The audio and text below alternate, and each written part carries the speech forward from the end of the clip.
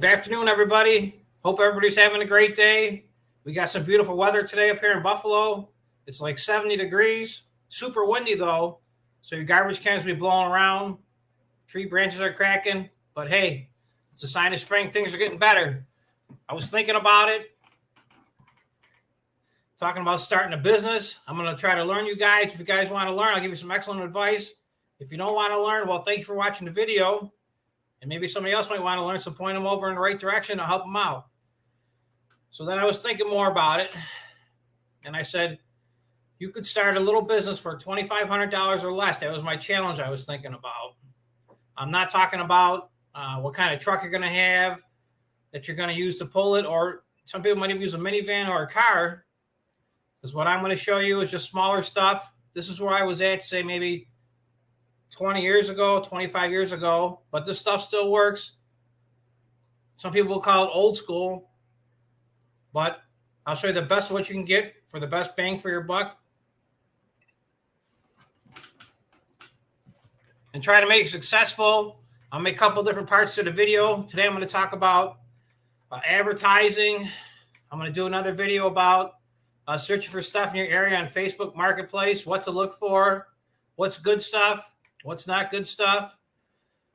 I'll talk about insurance. I'll talk about paying your taxes, getting a DBA started or an LLC. These will all be separate videos. But realistically, what I'm going to show you is that if you could spend $2,500 or under, you can make your investment back in 6 weeks, work when you want, do as much work as you want. You can even pay it back a lot faster than that. But the first thing you got to do is be committed and make sure what you want to do is what you're going to do. Because it's so easy to get pumped up and say you're going to do this or do that. And then when time comes to do it, you push it off, say you do it tomorrow. And unfortunately, in the green business or any service business, if you don't show up and get the job done when you say you're going to get it done for the price you're going to charge, you're going to get fired and they'll hire somebody else. Because trust me, you're just a person doing the work for them. They want to get the job completed so they don't have to think about it. And also, they want to pay the cheapest price possible so they keep the money in their pocket. So I'm going to talk about today, I'm going to talk about advertising. And advertising, I'm going to talk about old school advertising that I do. And actually, I haven't advertised now for 4 years of any type. Everything of mine is by referral, word of mouth, but I've been doing it since 1993.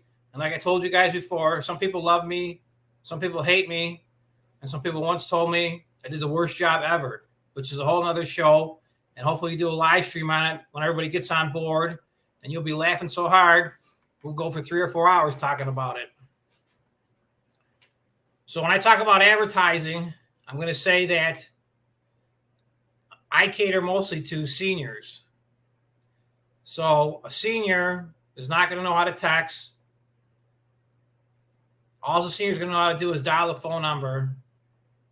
They're not going to know how to leave a message unless the message is a negative message to complain to you for some reason, whether you did poor work or you didn't show up or you overcharged them. Then they'll learn how to charge, or they will learn how to give you a message on your answer machine. But I did it back in the day. I would go to work. I didn't have a cell phone back then. I would come home from work at the end of the night. I'd be exhausted, and there'd be 27, sometimes 30 messages on there. The thing would be blinking. Sometimes it'd be maxed out on messages that people left. And I didn't return the calls because once you get started and you walk around and look outside, you're going to realize there's so much work right where you live that you don't need to drive around unless you want to be a cash cow, which I'll talk about in the future. But I believe that keeping your route as small and as dense little area as possible is the best for you, so you can spend more time cutting, making money, than driving around, wasting gas, and losing money. So the first thing I'd recommend, if you're going to do any type of advertising at all, is a small, like possibly a little newspaper area, like such as something for free that comes in the mail, like a Metro Community News or a Penny Saver. I'm not sure where you live, what's available in your area, but that's a good place to start. Also, there's going to be 10 million ads in there. So you're going to need to spend an extra $1 or $2 to like make your ad bold or stick out somehow, hoping that people are going to call. Because I'll be honest, I'll let you know that when most people call for estimates, they're looking for the cheapest estimate and they're going to waste your time. So I'll learn you a couple things today on how to kind of weed these people out immediately when they call. So I would say if you have in your area, maybe like a pizzeria that has a bulletin board or a small little home improvement center, put it up on there. Chances are a little flyer with your numbers on the bottom you could rip off. Chances are you might get one person to call, maybe two. And if you do, that's great. I would recommend if you had a subdivision, like a new subdivision that's worth a lot of money in your area, and you want to get your foot in the door, the best thing to do on those type of properties, you need to go door to door and actually leave a flyer on the screen door, not in the mailbox, because it's illegal for you to put anything in a mailbox unless you are a United States postal worker. So remember that. Don't put nothing in the mailbox because you could get fined and get in trouble. Most of the time, the mailman let it go. But once in a while, you get somebody who's having a bad day, and they'll call you out, and you'll get a call from the Postmaster Inspector General letting you know what you're doing and how you could be fined or possibly jailed for just putting something in somebody's mailbox. So do not put nothing in anybody's mailbox. But I could tell you, if that subdivision that you're looking after, possibly getting, if somebody's in there, I'll give you a heads up. Here's the best thing to do in a subdivision. Start a flyer. Say you'll match or beat all prices, but you're only going to beat them by $1. And tell them you'll do the work on Friday, because everybody wants their lawn cut on Friday. So I'll tell you more about scheduling in another video and what to do, and also about bi-weekly cutting. Bi-weekly cutting, I don't agree with.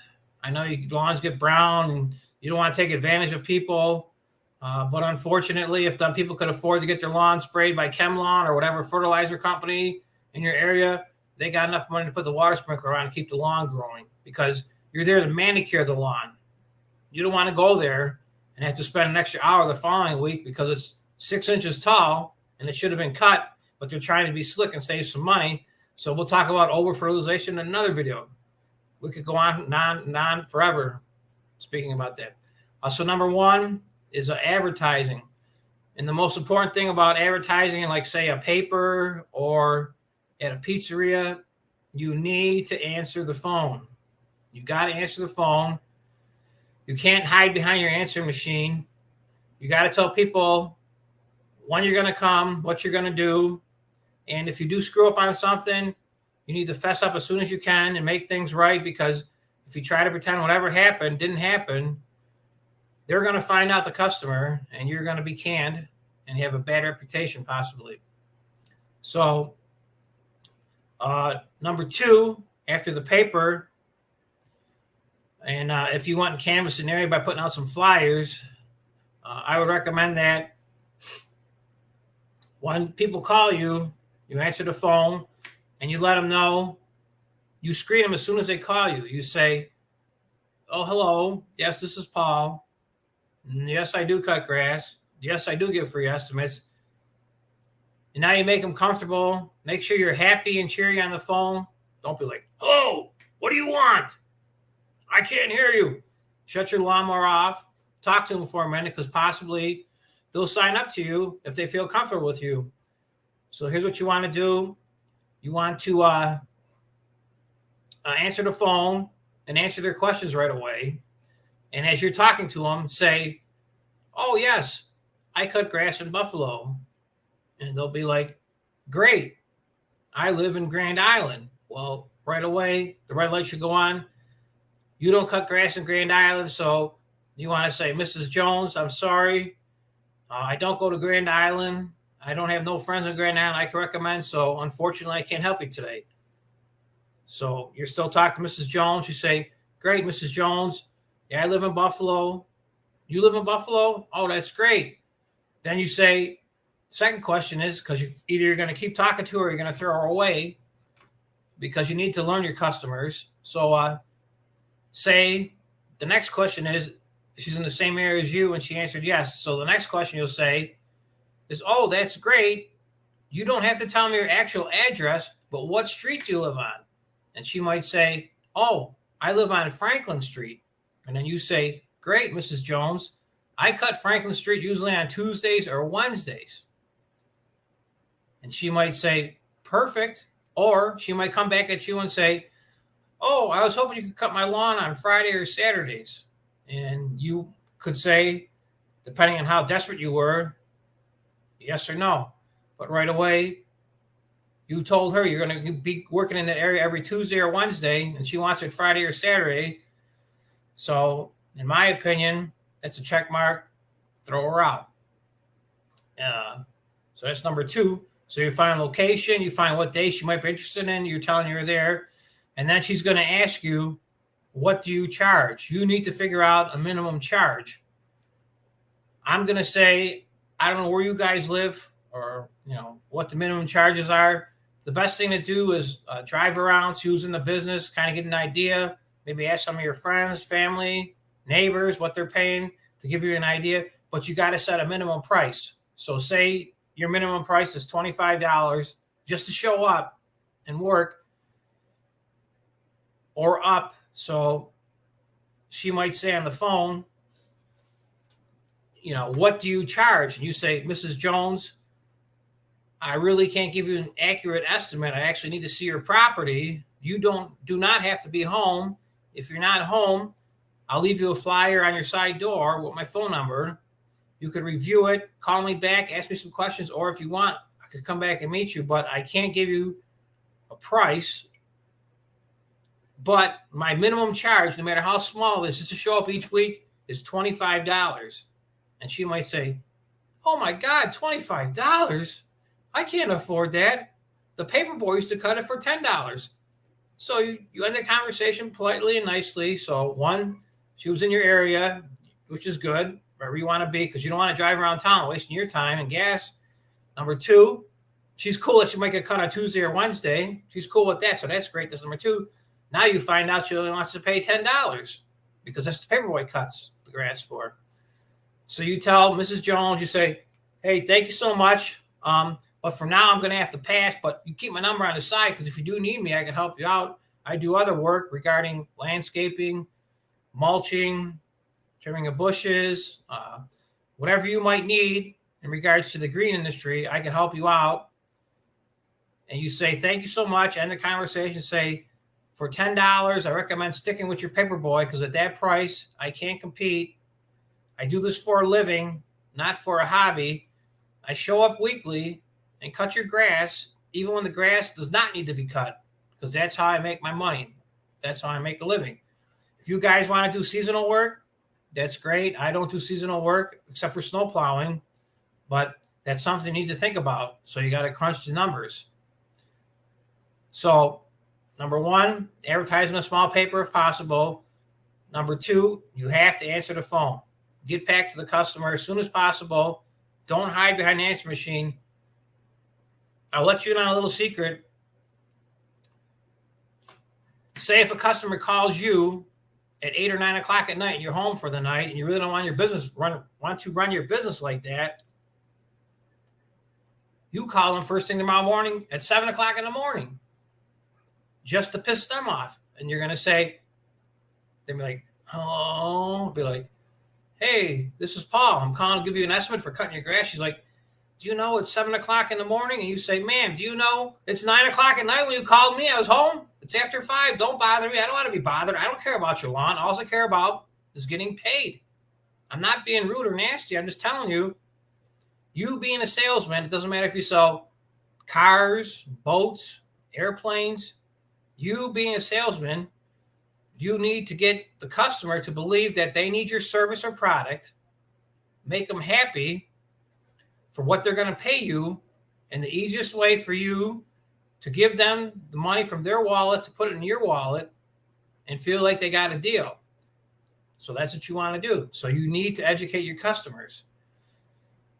And I'm going to go on a long shot here, and I think this is probably the best information I could give you. If you're thinking about starting a lawn care business, don't worry about having a fancy truck. I mean, try to look professional. Don't worry about uniforms, but, look presentable to the customer. Show that you're professional. If you see any guys in your area, wave to them and possibly stop for a minute with your equipment. Or if you're just driving down the block, and stop for a minute and just wait for them to come out to their truck and hang out and jump out of the truck and say, "Oh, hello, sir. My name's Bob, and I'm starting a grass cutting business in the area." And they're going to laugh at you, and they're going to think, "What idiot," but hey, let them say whatever they want to say.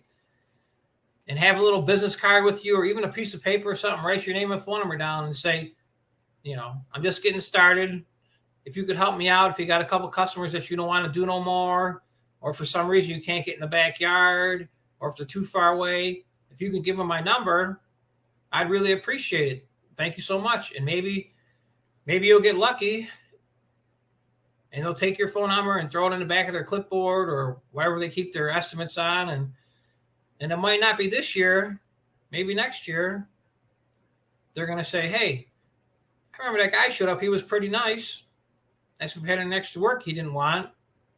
And maybe he'll call you and say, "Hey, Johnny, I got a couple houses here for you. Go check them out, and hopefully it works out for you." So if you see any fellow grass cutters in your area, landscapers, wave to them all the time. Be happy.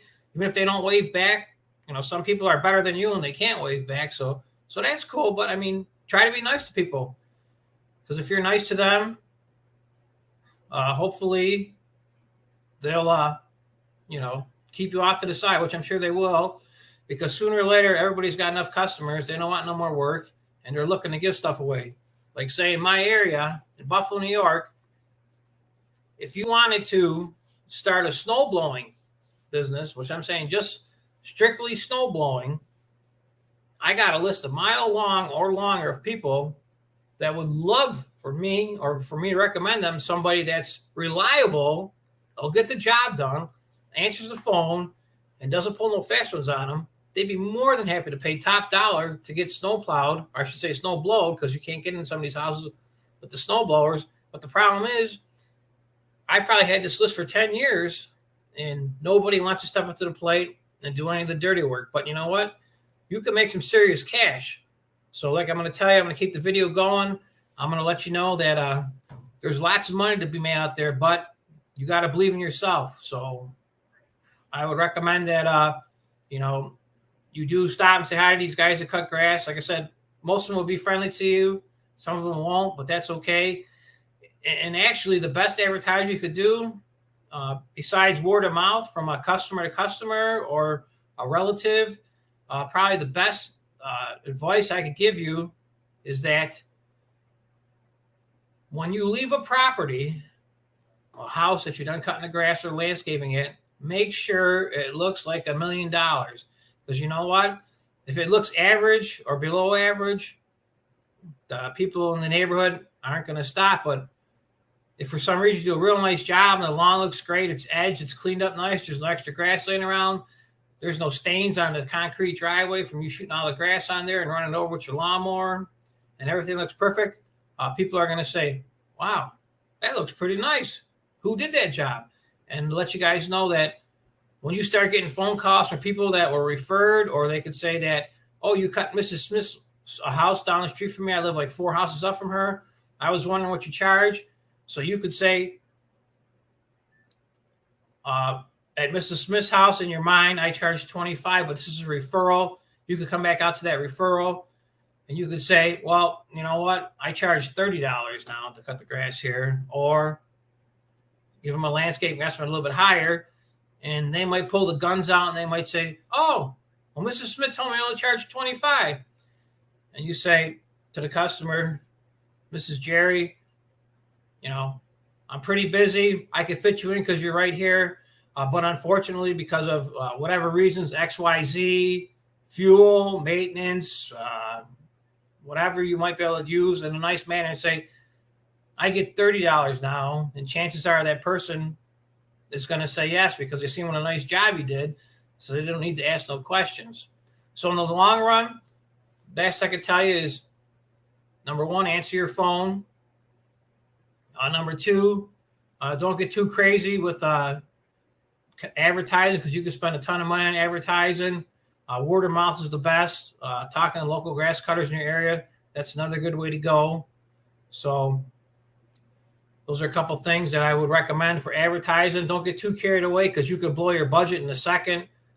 I know of a couple friends that are competitors, but we're all not competitors. We're all friends because there's too much work out there.